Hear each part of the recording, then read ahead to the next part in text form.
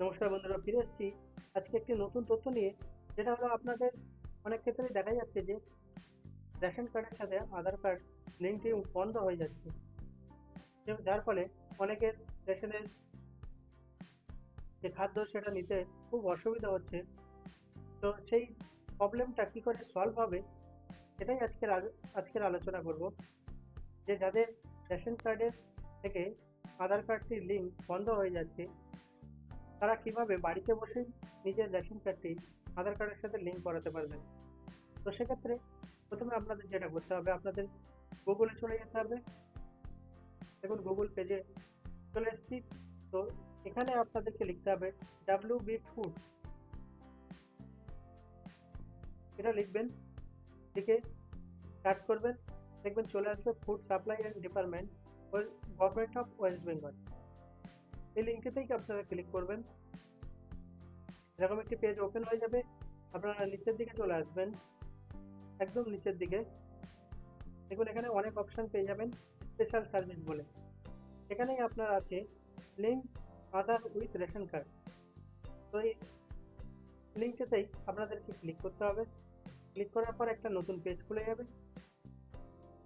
এখানে আপনারা দেখতে পাবেন link Aadhaar with ration card active and deactive. তো এক্ষেত্রে আপনাদের এখানে রেশন কার্ডটা দিতে হবে, যে রেশন কার্ডের নাম্বার।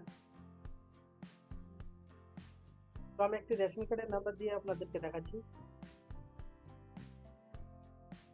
দেওয়ার পর আপনার একটা যে নিচে ক্যাপচাটাতে থাকবে, সেই ক্যাপচাটি এখানে দিয়ে দেবেন।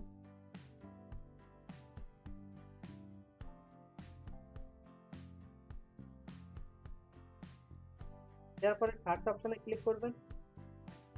ক্লিক করার পর আপনার নাম, বাবার নাম, আধার কার্ড বা এইসব যেগুলো থাকে সবগুলোই আপনার ডিটেলসে দেখতে পারবেন। তারপর দেখুন, এখানে কার্ডটির লিঙ্ক আছে।